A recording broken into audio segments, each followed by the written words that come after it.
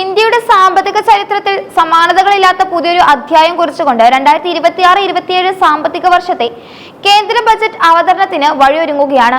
കേന്ദ്ര പ്രതിരോധ മന്ത്രി രാജ്നാഥ് സിംഗിന്റെ നേതൃത്വത്തിലുള്ള പാർലമെന്ററി കാര്യ ക്യാബിനറ്റ് കമ്മിറ്റി ബജറ്റ് സമ്മേളനത്തിന്റെ തീയതികൾക്ക് ഔദ്യോഗികമായി അംഗീകാരം നൽകി കഴിഞ്ഞു. രാജ്യത്തെ കാത്തിരിക്കുന്ന ഏറ്റവും വലിയ വാർത്ത ഇത്തവണത്തെ ബജറ്റ് അവതരണം നടക്കുന്നത് ഫെബ്രുവരി 1-ാം തീയതി ഒരു ഞായറാഴ്ചയാണെന്നതാണ്. സാധാരണഗതിയിൽ അവധി ദിവസമായ ഞായറാഴ്ചകളിൽ പാർലമെന്റ് നടപടികൾ ഉണ്ടാകാറില്ലെങ്കിലും പ്രത്യേക സാഹചര്യം പരിഗണിച്ച് ധനമന്ത്രി നിർമ്മല സീതാരാമൻ അന്ന് തന്നെ ബജറ്റ് അവതരിപ്പിക്കും. ഇത് സമീപകാലത്തെ ബജറ്റ് ചരിത്രത്തിലെ അത്യപൂർവമായ നീക്കമായിട്ടാണ് സാമ്പത്തിക വിദഗ്ധർ വിലയിരുത്തുന്നത്. ജനുവരി 28-ന് രാഷ്ട്രപതി ദ്രൗപദി മുർമു പാർലമെന്റിന്റെ ഇരു സഭകളെയും അഭിസംബോധന ചെയ്യുന്നതോടെ ബജറ്റ് സമ്മേളനത്തിന് തുടക്കമാകും. ഇതിനെ തുടർന്ന് ജനുവരി 29-ന് രാജ്യത്തിന്റെ സാമ്പത്തിക സ്ഥിതിഗതികൾ വ്യക്തമാക്കുന്ന സാമ്പത്തിക സർവേ റിപ്പോർട്ട് പാർലമെന്റിൽ സമർപ്പിക്കും.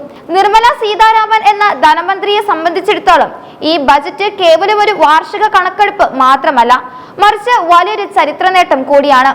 സ്വതന്ത്ര ഇന്ത്യയുടെ 88ാമത് ബജറ്റാണ് ഇത്തവണ അവതരിപ്പിക്കപ്പെടുന്നത്. ഇതിലൂടെ തുടർച്ചയായി 9 തവണ കേന്ദ്ര ബജറ്റ് അവതരിപ്പിക്കുന്ന രാജ്യത്തെ ആദ്യ ധനമന്ത്രി എന്ന റെക്കോർഡ് നിർമ്മല സീതാരാമൻ സ്വന്തമാക്കും. നിലവിൽ മുൻ പ്രധാനമന്ത്രി മൊറാർജി ദേശായിയുടെ പേരുള്ള 10 ബജറ്റുകൾ എന്ന സർവകാല റെക്കോർഡിന് തൊട്ടടുത്തെത്താൻ ഇതോടെ അവർക്ക് സാധിക്കുകയും ചെയ്യും. മൊറാർജി ദേശായി വിവിധ കാലഘട്ടങ്ങളിലായിട്ടാണ് ഈ നേട്ടം കൈവരിച്ചതെങ്കിൽ നിർമ്മല സീതാരാമൻ 2019-ൽ അധികാരം ഏറ്റെടുത്തത് മുതൽ തുടർച്ചയായി ഈ ചുമതല നിർവഹിക്കുന്നു എന്ന പ്രത്യേകതയുമുണ്ട്. മുൻ ധനമന്ത്രിയായ പി ചിദംബരം 9 ബജറ്റുകൾ അവതരിപ്പിച്ചിട്ടുണ്ടെങ്കിലും അവ തുടർച്ചയായിരുന്നില്ല. പ്രണവ് മുഖർജി 8 ബജറ്റുകളാണ് അവതരിപ്പിച്ചത്.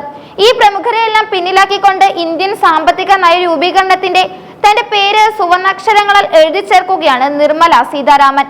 വാരാന്ത്യങ്ങളിൽ ബജറ്റ് അവതരിപ്പിക്കുന്നത് ആദ്യമായല്ലെങ്കിലും ഞായറാഴ്ച തിരഞ്ഞെടുത്തത് വലിയ ചർച്ചകൾക്ക് വഴിവെച്ചിട്ടുണ്ട്.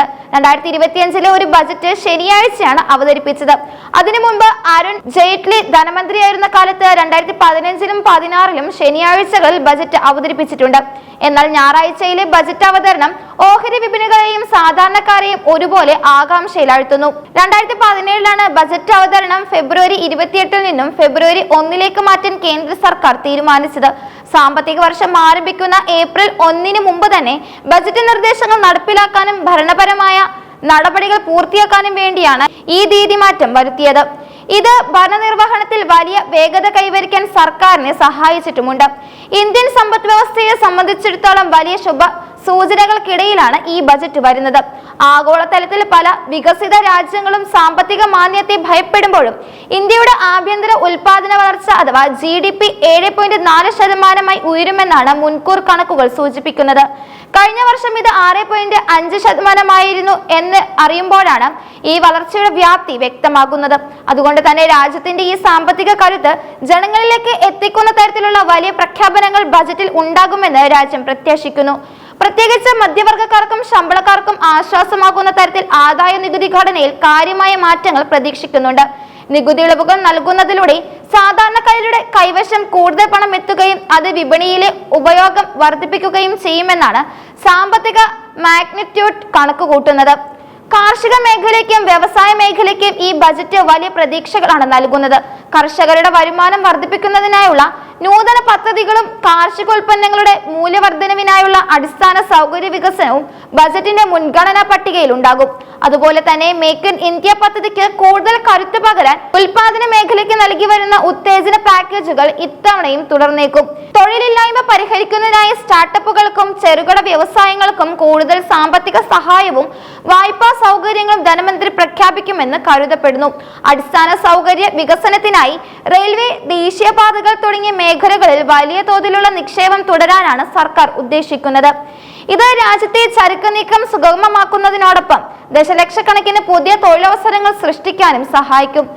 ആഗോള സാമ്പത്തിക അനിശ്ചിതത്വങ്ങൾക്കിടയിലും ഇന്ത്യയെ ഒരു സുരക്ഷിത നിക്ഷേപ കേന്ദ്രമാക്കി നിലനിർത്തുക എന്ന വലിയ ദൗത്യമാണ് നിർമ്മല സീതാരാമന് മുന്നിലുള്ളത്.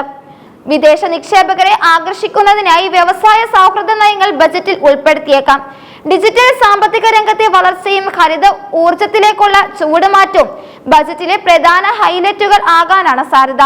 പരിസ്ഥിതി സൗഹൃദപരമായ വികസന പദ്ധതികൾക്കായി പ്രത്യേക ഫണ്ട് വകയിരുത്തുന്നതിലൂടെ ആഗോള കാലാവസ്ഥാ ലക്ഷ്യങ്ങൾ കൈവരിക്കുന്നതിൽ ഇന്ത്യയുടെ പങ്ക് ഉയർത്തിക്കാട്ടാനും സർക്കാരിന് സാധിക്കും. ചുരുക്കത്തിൽ ഒരു സാധാരണ ബജറ്റ് അവതരണത്തിനപ്പുറം ഇന്ത്യയെ അടുത്ത ദശകത്തിലെ സാമ്പത്തിക ശക്തിയായി മാറ്റാനുള്ള ഒരു മാർഗരേഖയായിരിക്കും ഫെബ്രുവരി 1 ഈ ഞായറാഴ്ച ലോകം കാണാൻ പോകുന്നത്.